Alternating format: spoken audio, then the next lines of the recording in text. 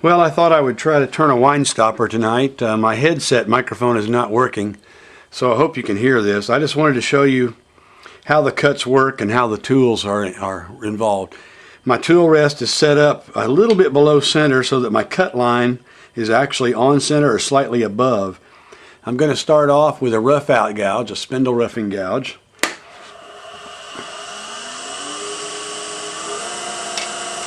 You anchor the tool, you rub the bevel, then you lift the tool up until it starts to cut. Point the flute in the direction you want to go, and just make a series of light passes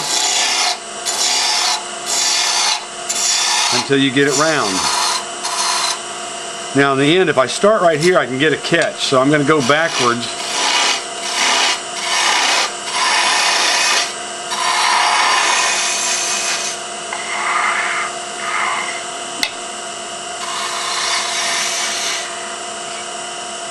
Okay, that's got it round.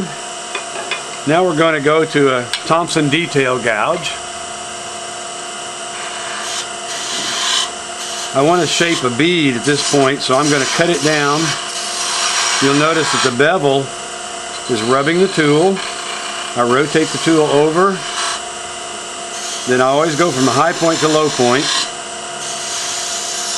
When cutting the bead, you'll notice that I'm rotating the tool like this.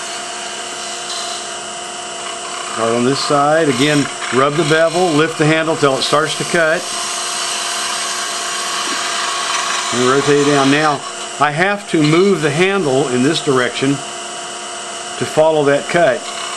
If all I do is rotate like this, it becomes a V cut. It doesn't become rounded.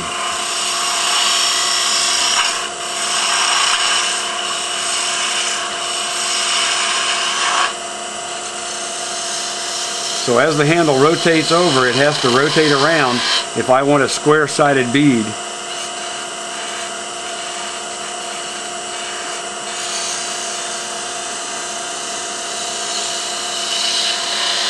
So you should end up with the bevel pointing exactly back this direction at that point.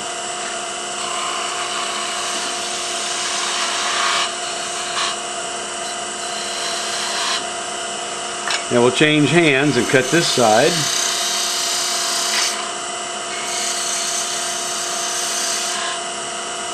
Start with the bevel rubbing, lift up the tool. Now as I roll over, I'm moving the handle to my left,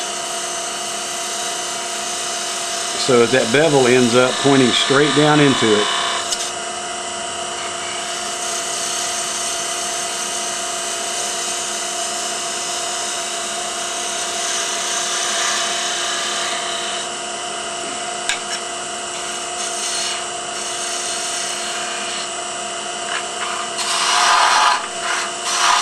Now we're going to kind of rough out the end. So again, we'll start cutting with the flute up.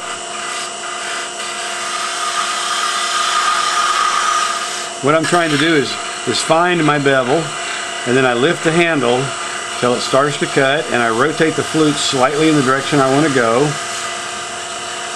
And at this point, I'm lifting the handle and I'm moving the handle to the right. Move the handle farther to the right.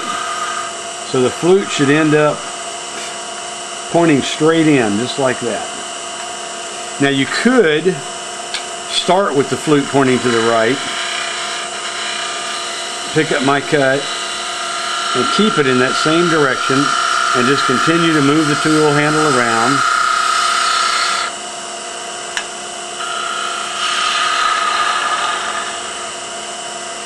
I just find it easier to start this way and rotate the tool like that and move the handle at the same time.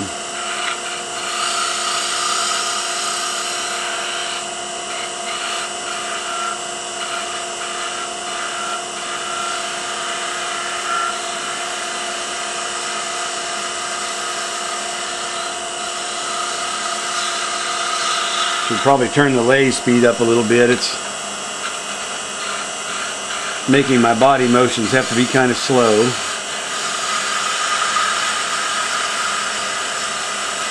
So you have to watch the shape on the back side and engage your body movements with the handle in order to get that shape right.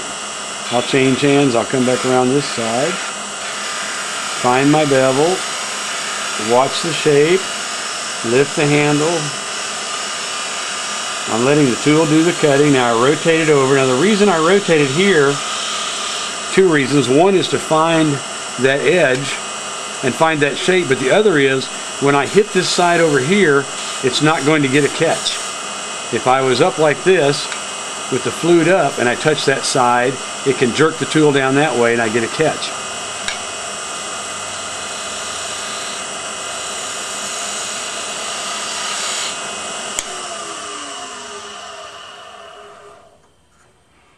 And that's all there is to it. And I've got a little bit of a cut line